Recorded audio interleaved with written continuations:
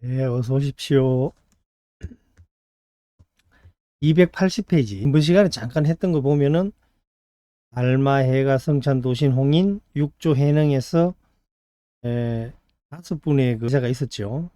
그래서 남학해양선사가 법을 잇고 그 다음 마조도일, 그 다음 백장해외, 황벽희운, 임재의현, 여기 가서 이제 임재종이 나오죠. 임재종. 우리나라는 임재종이에요.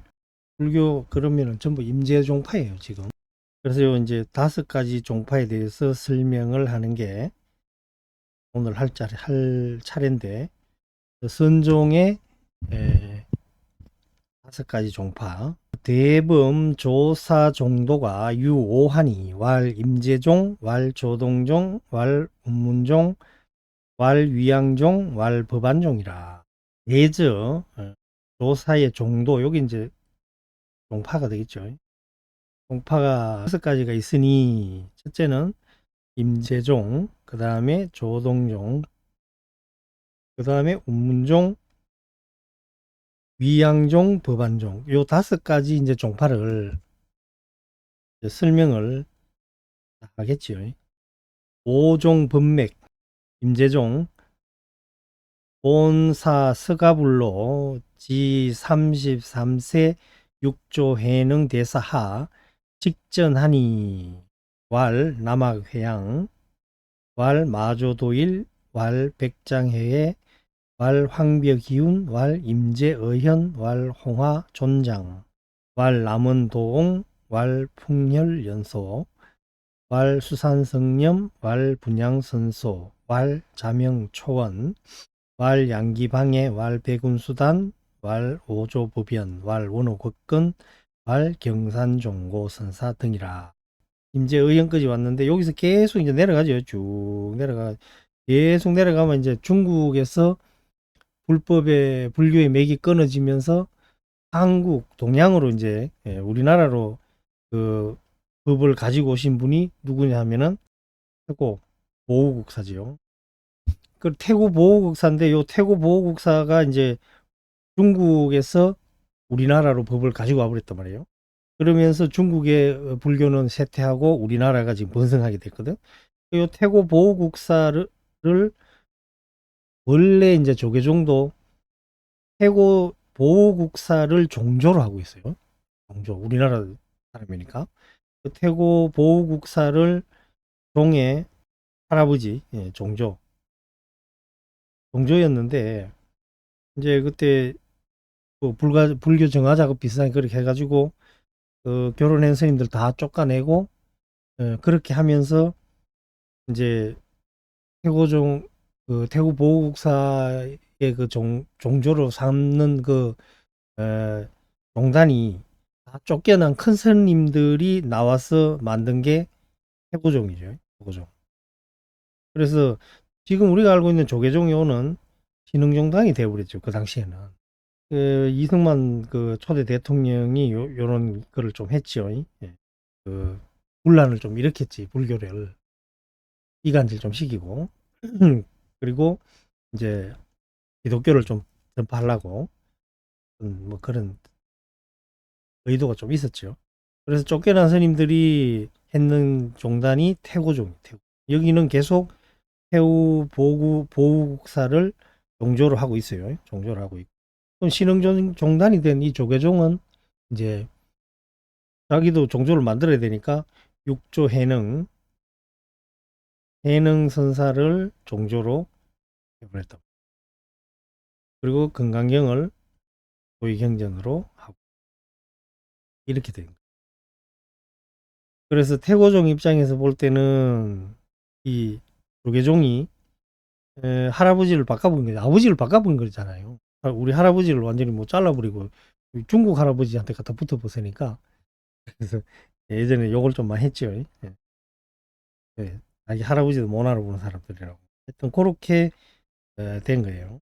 예, 본사 서가모니 부처님으로 33세 6조 해능 대사에 이르기까지 아래로 직전했다. 직전이라 하는 거는 바로 이렇게 바로 전했는 거죠. 바로 6조 해능 대사까지는 법을 이은 사람이 한 명이에요. 가섭존자부터 시작해가지고 28대 달마, 그리고 28대가 이제 서역으로 치면 28대 달마인데, 요 달마가 우리나라 이제 동양에 와서 1대 조사가 되죠. 그리고 28조도 되고 동양에 1조도 되죠.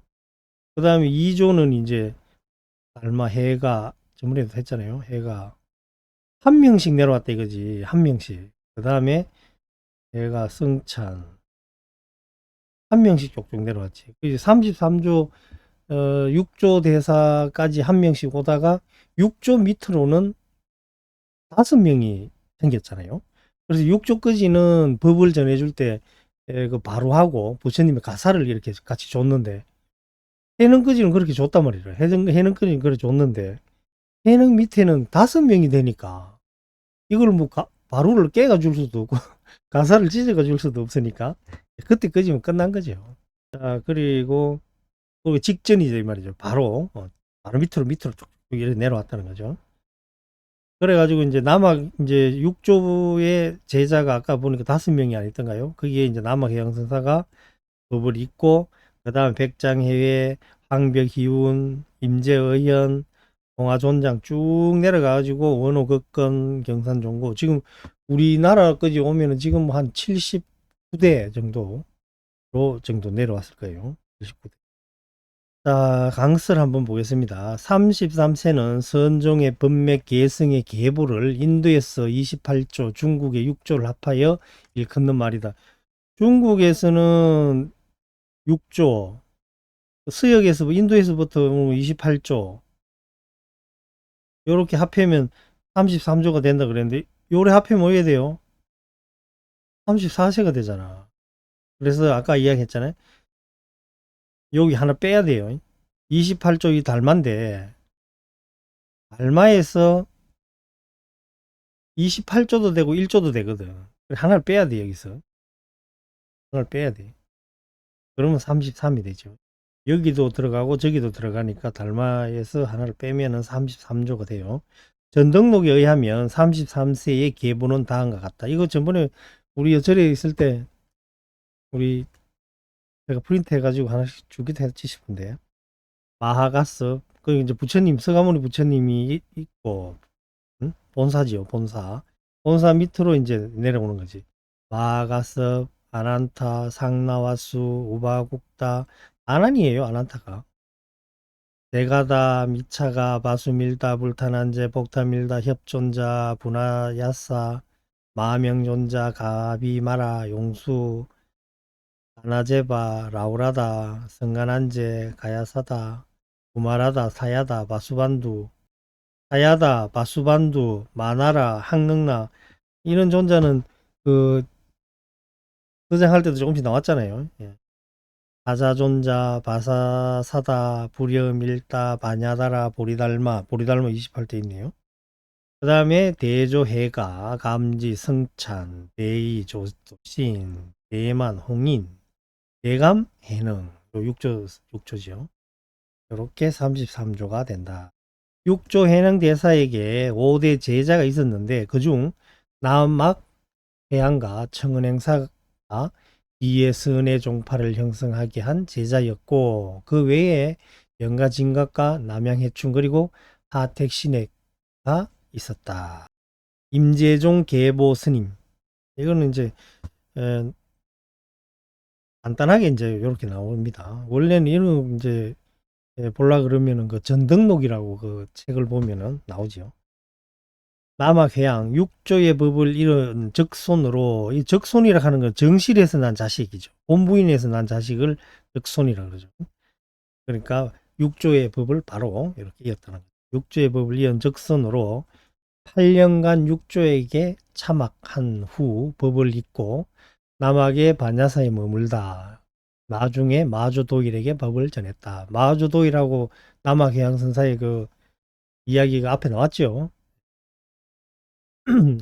잠선한다 앉아가 있는데 뭐하냐 그래, 잠선한다 그러니까 기아장을 갈고 와가지고 막 갈았잖아요. 그 이야기예요. 그러니까 수레가 움직이지 않을 때는 소리를 때려야 되나 소를 때려야 되나 거기서 크게 깨달은 바가 있죠. 청원 행사와 더불어 육조의 수제자로 꼽힌 2대 제자라 할 수 있다. 처음 육조를 찾아갔을 때 무슨 물건이 이렇게 왔는가 신마물 입말해 하는 물음에 대답을 못하고 8년을 시중한 뒤에 나중에 깨달아 육조로부터 인가를 받았다.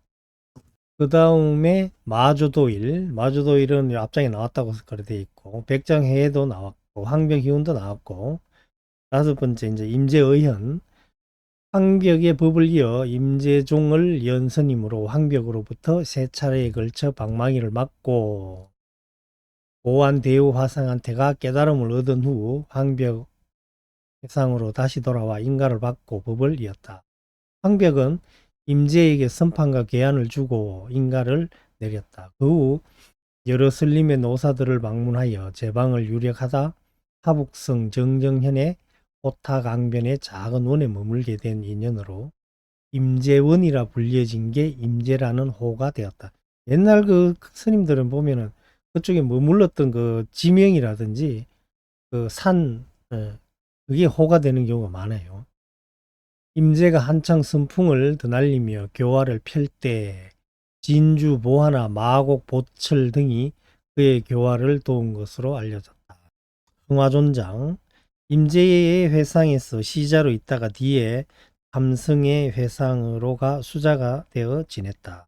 후에 다시 대각의 회상에 가 깨달음을 얻고 등화사에서 개당하여 향을 피워 들고 말하기를 삼성 스님은 나에게 너무 무정하였고 대각 스님은 너무 사정을 보아주었다. 그러므로 돌아가신 임재 스님에게 공양을 올린다 하고 임재의 법을 이었다. 장종이 그에게 귀하여 입적한 뒤 광제선사라는 시호를 내렸다. 남원동 홍화존장의 법을 이어 여주의 남원에서 법을 펴 교화하였다. 해옹이라 기록된 곳도 있으며 풍혈연소에게 법을 전했다. 풍혈연소 유학자로 있다가 출가한 스님으로 처음 천태의 지관을 닦다 남원을 만나 깨달음을 얻고 그의 법을 이었다. 여주에 풍열사에서 법을 펴고 교화하다. 그러니까 풍열사에 계시니까 풍열이라는 법호가 있죠.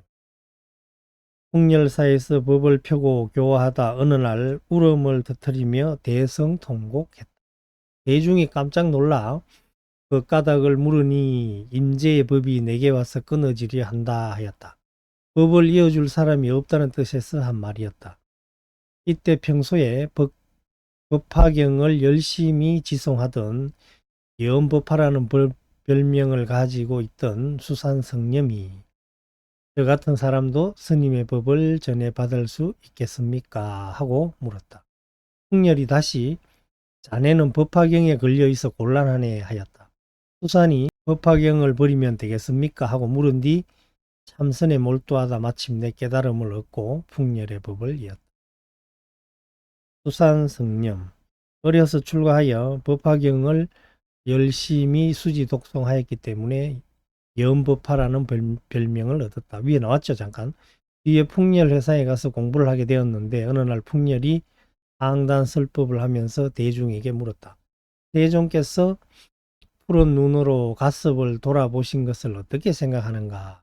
만약 말씀 없이 말씀하신 것으로만 본다면 이는 부처님을 매장하는 것이다 하고 말하는 것을 듣고 그게 깨쳤다. 그리하여 풍렬의 법을 이어 수산에서 개당하여 법을 펴 천하의 명성을 떨쳤다. 어느 날 그가 죽비를 들고 말했다. 이것을 죽비라고 하면 부딪히고 죽비가 아니라고 하면 등진다.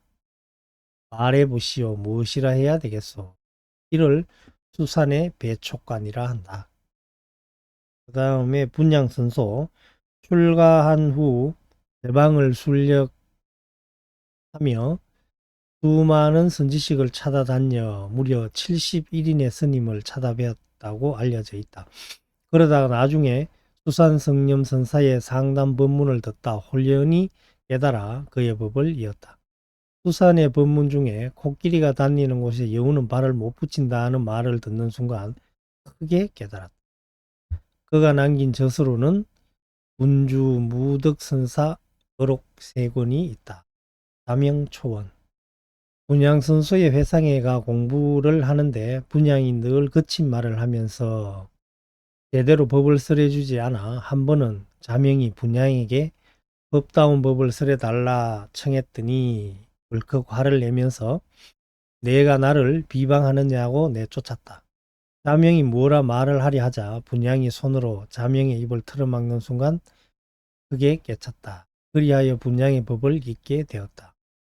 그의 제자의 황룡남해와 양기방해가 나와 황룡파와 양기파를 이루어 선풍을 크게 일으켰다. 양기방해, 자명초원의 회상에서 가문의 소임을 맡아 지내다 깨달음을 얻은 후 양기산에 들어가 법을 펴다 또 개운산으로 옮겨 법을 폈다. 그의 법을 정리한 양기어록 두 권이 전해진다. 백운수단, 양기방해의 법을 이어 서주 백운사에서 법을 폈다. 어록인 백운수단선사 광록이 있다. 여기에 지금 나오는 이런 그 법을 이은 사람들 이 계보는 덕일사 법당에 그 보면은 창문 쪽에 거기 표구를 해가지고 하나 붙여놓은 거 있죠. 그 이름 쭉 적혀있는 거. 그겁니다, 그거.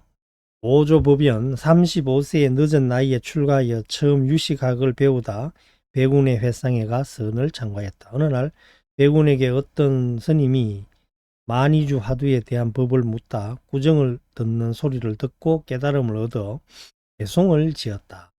한전 1편 한전지에 한 앞에 한 편, 한 쪼가리 조그마한 거죠. 한쪽에 묵은 밭이여 차수정령 문조옹이라. 차수는 뭐 요렇게 해서 요렇게 서가 있는 걸 차수라고 하기도 하고 합장을 또 차수라고 하기도 하더라고요. 합장하여 정령, 고구정령이죠. 아주 간절하게 조 할아버지죠. 어르신께 묻습니다. 기도 매래 환김에 얼마나 팔고 다시 사셨습니까? 위린 송죽 잉청풍이요. 이웃한 가까이 있는 송죽을 위해서 청풍을 끌어오도. 오조의 이 송은 매우 격조 높은 선시로 평가받는다. 만이주 화두란 사조라는 스님이 남전에게 물은 것이다. 만이주를 세상 사람들이 모르는데 열애장 속에서 찾는다니 어떤 것이 열애장입니까? 남전이 대답했다. 내가 그대와 함께 다니는 것이다. 가지도 않고 오지도 않을 때는 무엇입니까? 그것도 또한 그것이지.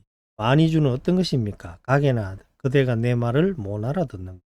이 말에 사조가 깨쳤다고 전해진다.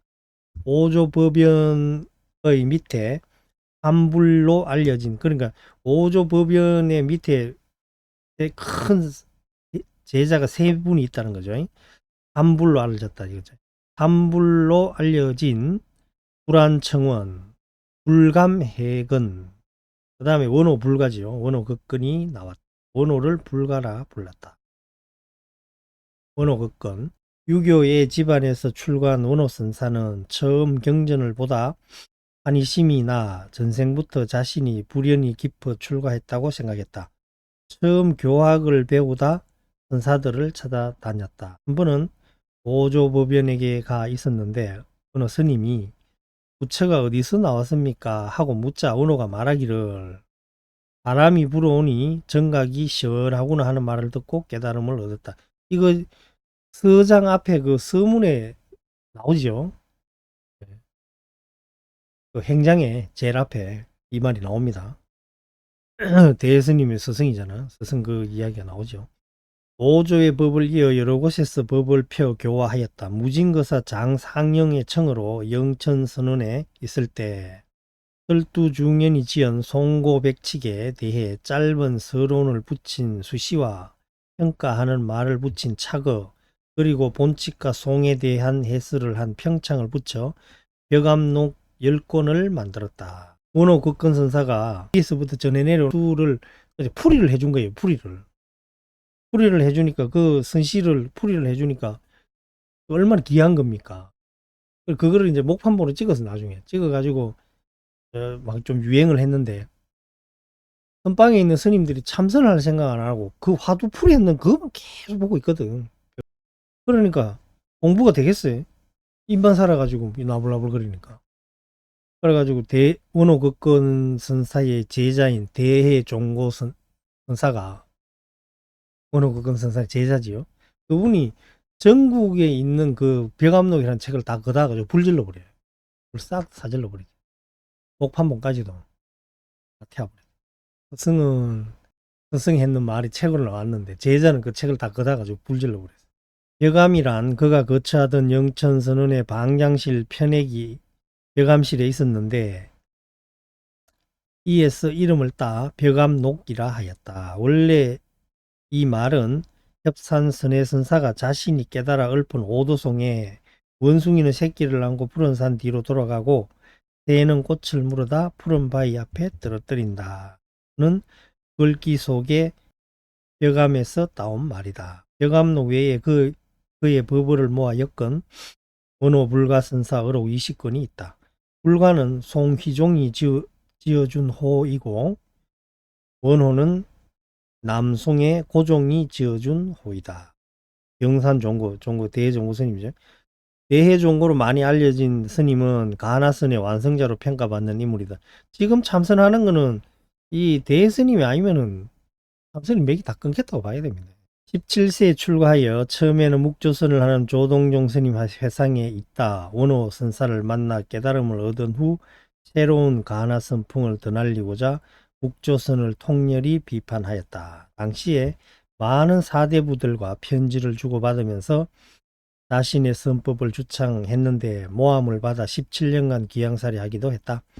참선에 있어 활구를 창구해야 한다는 것이 그의 주장이었으며 묵조선법을 척파했다. 저서로는 정법안장 6권, 종문무고, 대해보각선사 어록 30권이 있다. 이 중 대해보각선사 어록에 들어있는 26권부터 30권까지가 당시 사대부들과 주고받은 편지이다. 이를 별도로 엮어 서장이란 이름으로 제하여 사직과의 한 과목으로 전통강원에서 학습해 왔다. 서장에는 42명과 주고받은 편지가 수록되어 있다. 조동종, 그러니까 그 33조 적손으로 쭉 내려온 거는 임재종이에요. 그 나머지기는 이제 그 방전이라 그래.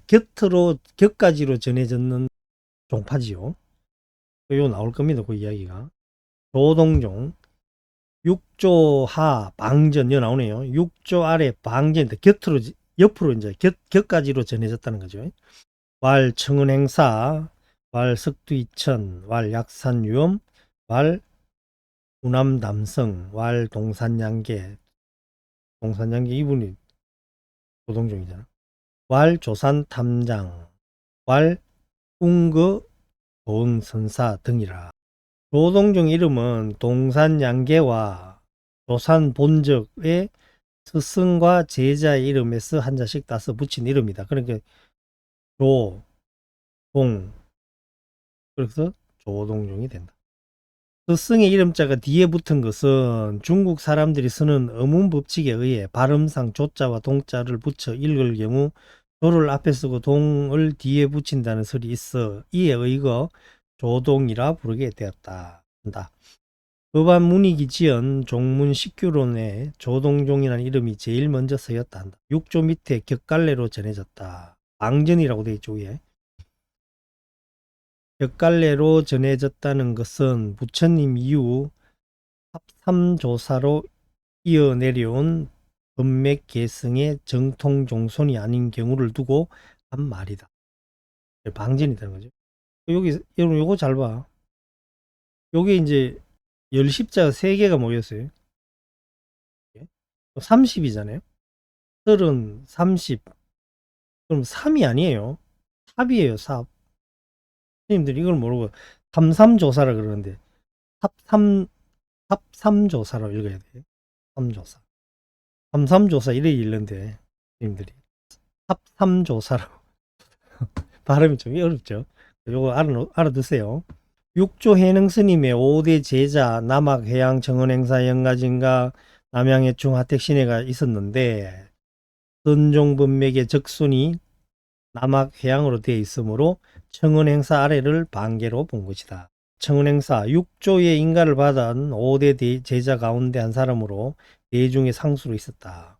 어디 고향인 길주 청은산 산에 이제 들어가 있으면 전부 호가 돼요. 청원산 정거사에서 법을 펴며 교화하였는데 6조 입적 이후 많은 납자들이 청원회상으로 모여 성황을 이루었다. 흑두이천 출가하여 육조 스님을 모시고 지내다 육조의 유언으로 청원 행사를 찾아가 창구하다 흙에 깨치고 청원의 법을 이었다. 뒤에 남학에 가서 큰 바위 위에 절을 짓고 살았으므로 오래 사는 스님이라는 뜻으로 흑두 스님이라 부르게 되었다. 당시 강서에는 마조가 있고 호남에는 석두가 있었다고 할 정도로 두 스님의 법풍이 크게 떨쳤다. 저서로는 참동계 1권과 초암가 1권이 남아있다. 약산유엄 17세에 출가하여 삼장을 널리 통달하고 계율을 엄격히 지키다 선을 창구하였다. 처음 석두 이천을 찾아가 깨달은 바가 있은 후 다시 마조를 찾아가 크게 깨쳐 한동안 마조를 모시고 지내다 다시 석두에게 돌아와 그의 법을 이었다. 궁주의 약산에서 법을 펴고 교화하였다. 당시에 고관이자 유학자였던 이고가 약산을 찾아와 돌을 묻고 지은 시가 전해진다. 연덕신형 다학형이라. 수련해서 몸의 형상을 학과 비슷한 것을 얻었다. 이렇게 되는 거죠. 그러니까 수행한 몸은 학의 모습과 같고 천주 송화 양함경이라. 청그루지요. 청그루의 소나무 아래에 청그루 소나무 아래니까 울창한 소나무 숲이 되겠죠.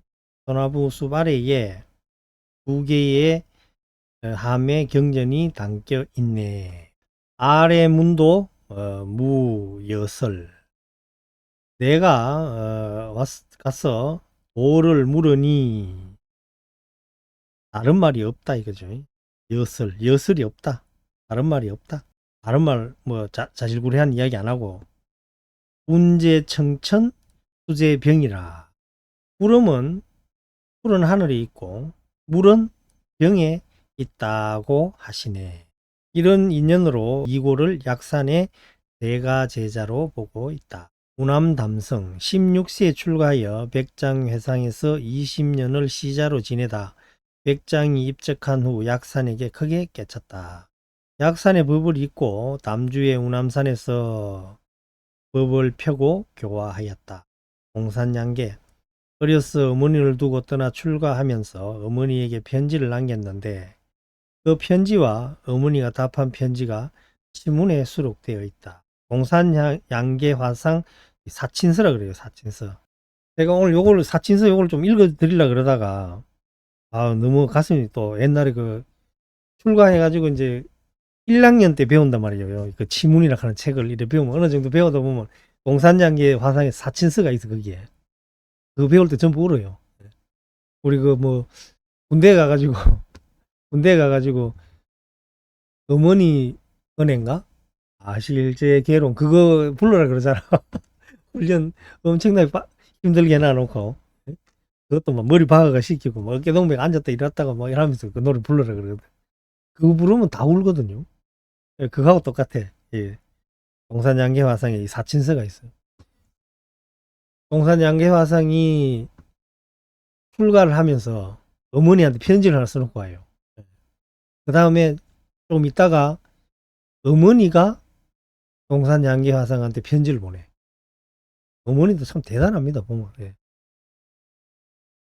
너를 부처님 전에 빌고 어떻게 해가지고 너를 낳았는데 그래 컸는데 내 옆에 있지도 안 하고 훌쩍 떠나갔다는 식으로 막 그렇게 써요. 그래가지고 뭐 형은 뭐 한다고 바쁘고 그러고 뭐 아우도 뭐 바쁘고 그래. 그 남아 있는 형제가 어머니한테 뭐 효도를 잘 안 했는가 그런 나와. 그래가지고 나중에까지 뭐 다 큰 건 안 바란다 이거죠. 목련존자처럼 내가 죽거든. 네가 출가를 했기 때문에 도를 빨리 이루어 가지고 이 어머니를 제도를 하라 그래. 그래가 부처님 회상에서 다시 만나자 뭐 이런 식으로 해놨는데, 네, 여러분 잠안 올 때 그 동산 양계화상 사친서라고 그 검색하면은 나와요. 한번 읽어보세요. 시문에 수록되어 있다. 그리고 1학년 때 이제 이게 나오면 와 좀 많이 울지요. 여러 선지식을 찾아다니다 남양해충으로부터 무정설법을 드러나는 권유를 받고 우남을 찾아와 물었다. 해충국사께서 무정설법을 들으라 했는데 무정의 설법을 어떤 사람이 듣습니까? 무정의 설법은 무정이 듣지. 스님께서도 들으십니까? 내가 듣는다면 그대는 내 설법을 듣지 못할 것이네. 이 말에 깨친 바가 있었다. 그 후 강을 건너다 물에 비친 자신의 그림자를 보고 크게 깨달아 우남의 깊은 뜻을 알았다. 이렇게 물에 비친 자신의 그림자를 보고 깨쳤다 이 말이죠. 동산양계 화상이 그렇게 깨달았다 이 말이야. 예? 그러면은 이 건기가 안 되고 이 무식한 중생들이 말이야. 이런 공부를 해가지고 좀 도연을 좀 여기에다가 쌓아야 되는데 법문도 듣고 수행도 하고 이래야 되는데 맨날 그 강가나 그 저수지 가가지고 그 자기 일에 삐친 걸 그 앉아가 이래 보고 있어. 응? 왜? 물에 비친 그림자 보고 깨쳤다 그러니까. 말도 안 되는 소리죠. 그거는 동산 양계화상이 깨친 거고 사람마다 다 업이 다른데 첫째는 법문을 많이 들어야 돼. 선지식의 법문을 많이 듣고 안에 여기에 도를 이룰 원인을 득 집어넣어야 된다. 그래가지고 시질 인연이 오면은 그냥 알게 되는 거지. 뭘 한다고 되고 뭘 안 하면 안 되고 그게 아니죠. 입적을 하리 할 때 종을 치고 대중에게 작별을 고하리 하자 대중이 통곡을 하므로 울음을 달래고 무치제를 베풀었던 이라도 남아 전한다. 죽을 사람이 살아남을 사람을 위해 제를 지냈다는 것이다. 이제 열반이 든다고 막 열반이 들라 그러니까 막 울어. 그 다시 일나가지고 아이고 배우침을 한번 주고 그렇게 다시 가지. 도산 탐장 본명은 본적으로 알려져 있다. 탐장은 잘하고 한다. 어려서 유학을 배우다 19세에 출가하여 동산에게 의탁하여 공부하다 깨친 바가 있어 그의 법을 이었다. 우주에 길수에서 법을 펴고 교화하였다. 동산의 오이법문을 그가 완성하여 조동종의 준칙으로 삼았다. 어록 한 권이 남아 전 궁거동 어려서 출가하여 계행을 잘 닦다가 취미의 화상에 가 참선을 시작했다. 동산의 소문을 듣고 자다가 얼마 후에 깨친 바가 있었다. 한때 안봉암이 있으면서 열흘 동안 공양을 하지 않기에 방양실에 들어온 그를 보고 동산이 그 연유를 물었더니 천신이 공양을 가져준다 말했다. 이에 동산이 야단을 치면서 바로 된 줄 알았더니 그따위 소견을 가지고 있었군. 선한 것도 생각하지 않고 악한 것을 생각하지 않을 때 무엇인가 하는 말을 듣고 크게 깨쳤다. 그 후로 천공이 오지 않았다. 방서성 근창의 웅거산에서 30년간 법을 펴고 교화하였다. 이 천공이라고 하는 건 뭐냐면은 하늘에 있는 그 천신들이 공양할 때가 되면 공양을 갖고 오는 거예요. 이분한테 이래 바치는 거라. 웅거동 선사한테. 그걸 천공이라 해. 하늘에서 공양이 내려오는 거. 자, 그 다음에 운문종 와조방전이니 왈 천왕도 왈 용담숭신 왈 득산성감 왈 풀봉의존 왈 운문문은 왈 설두중현 왈 천의의회 선사 등이다. 운문선사가 창시한 선종의 한파로 마조에서 갈라져 나온 파이다. 운문문헌은 17세에 출가하여 처음 사분율 등 율장을 배우다 황벽기운의 법을 이은 목주도명에게 가 참고하다가 다시 설봉의존을 찾아가 참고하고 그의 법을 이었다. 그 후 설봉을 떠나 제방을 순려 여러 선지식들과 교류하다 왕동성 조계로 가서 육조 해능에 합을 참배하고 운문산에 들어가 30여 년을 법을 펴고 교화하였다. 그의 법문을 수록한 어록으로 수견이 엮은 운문광진선사 광록 세 군이 있다. 운문호병, 운문일구, 운문일보, 운문전수, 운문호일, 운문참회 등 그와 얽힌 많은 선화들이 벽암록, 전문염송 등에 전해진다. 운문종 계보스님 천황도 14살 때 출가하려 했으나 부모가 못하게 해 밥을 굶어 몸이 쇠약해지자 부모가 할 수 없이 출가를 허락했다.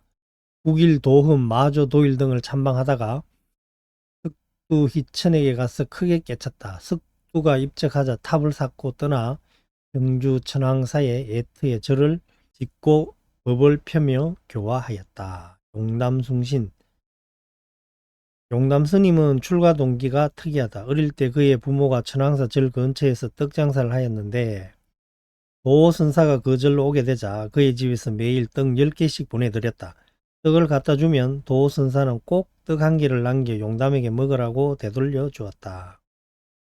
용담이 왜 내가 갖다 주는 떡을 내게 먹으라고 되돌려 주느냐고 묻자 도선사가 그게 뭐 잘못되었느냐고 물었다. 이에 무언가 가슴에 와닿은 느낌이 있어 출가를 했다는 것이다. 출가하여 여러 해 도선사의 시중을 들며 지내다 하루는 용담이 말하기를 제가 스님을 모신 지 여러 해 되었으나 공부를 가르쳐 주시지 않아 마음이 답답합니다 하였다. 그러자 도선사가 무슨 말이냐? 내가 왜 너에게 가르쳐 주지 않았느냐? 내가 밥이나 차를 가져오면 내가 먹여 주었고 내가 절을 하면 내가 받지 않았느냐? 고 되물었고 이 말 끝에 용담이 곰곰이 생각하는 표정을 짓자 도가 이르기를 깨닫는 것은 말 끝에 바로 깨닫는 것이지 생각해 알려고 하면 벌써 흘려버리는 거야 라고 했다. 이에 용담이 크게 깨달았다. 덕산 성감 어려서 출가하여 계율을 잘 지키고 경에 밝았다. 특히 건강경에 정통해 그때의 사람들을 그를 주건강이라 불렀다. 그의 속성이 주시였기 때문이다. 그가 건강경에 대한 주소를 지었는데 청룡소라 하였다. 어느 날 그가 걸망에 자기가 지은 청룡소를 넣고 길을 가다가 도중에 떡 파는 노파를 만났다. 마침 시장길을 느껴 요기를 하려고 떡을 사 먹으려 하였다. 이거 많이 들어본 거죠. 중국 사람들은 요기를 하는 것을 점심이라 한다. 점심이죠. 마음에 점을 그냥 딱 찍는다. 그냥 간단하게 먹는다는 뜻이에요. 먹었다는 생각이 딱딱 들 정도. 점심하게 떡을 달라 했더니 노파가 물었다. 스님 걸망에 무엇이 들어있어?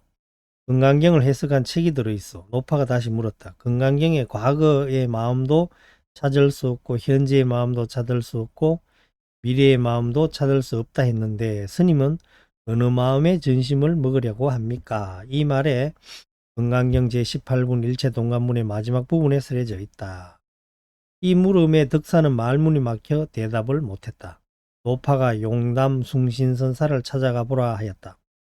덕사는 노파가 일러준 대로 용담 숭신을 찾아갔다. 덕사는 절 안으로 들어가면서 용담이라 소문이 났더니 용도 보이지 않고 못도 보이지 않는구나 하고 큰 소리로 말했다. 이때 바로 용담이 나오면서 그대가 참으로 용담에 왔네 하였다. 그날 밤 방냥실인 용담의 방에서 덕사는 밤이 깊도록 법담을 나누었다.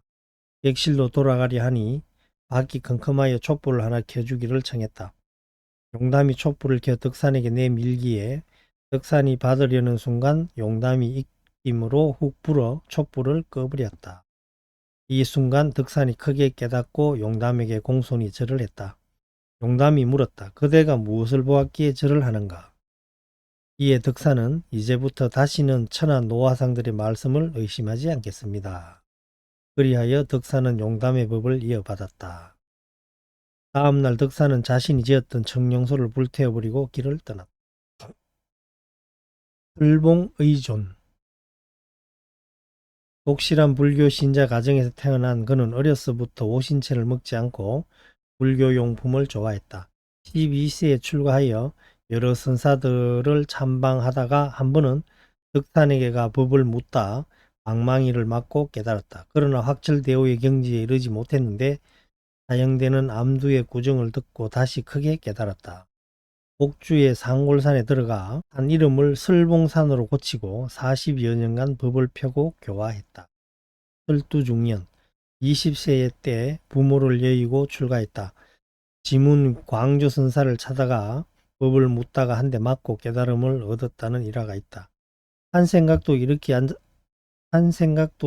않았는데도 그물이 수미상 같다 한 뜻이 무엇입니까? 하고 물었을 때 선사가 그를 가까이 오라고 하고는 한 대 때렸다.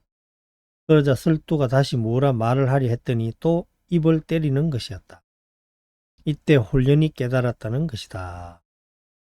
호주 치봉사에 있다가 나중에 설두산 자성사로 옮겨 법을 펴고 교화하였다. 시호는 명각으로 많은 저서가 남아 전해진다. 명각선사 의록, 편집, 조영집, 연고집, 공정의록, 설두계당록 등이 있다. 천의의회, 어려서부터 고기잡이하는 아버지를 따라다니면서 산 고기를 강물에 다시 넣어주는 등 보통 아이들과 다른 점을 보였다. 출가 후에 설두선사를 모시고 살면서 고생을 많이 하였다.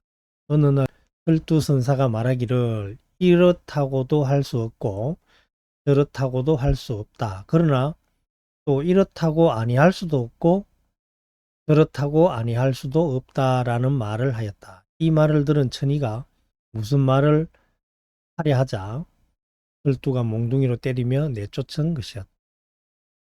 이렇게 4번을 내쫓긴 후 한 번은 물지개로 우물물을 길어오다 물지개가 부러지는 순간 깨달음을 얻었다. 설두의 법을 이은 후 천의산에 가 법을 펴고 교화하였다. 오늘은 여기까지 하겠습니다. 이양종용은 다음 시간에 하겠습니다. 한 2~3시간만 더 하면은 끝날 것 같아요. 끝나면 작은 화엄경이라고 할 수 있는 원각경을 공부하도록 하겠습니다. 아니면은 여러분들이 뭐 하고 싶은 경전이 있으면 또 말씀 좀 해주시고요. 네, 운영하셨습니다. 참선하십시오.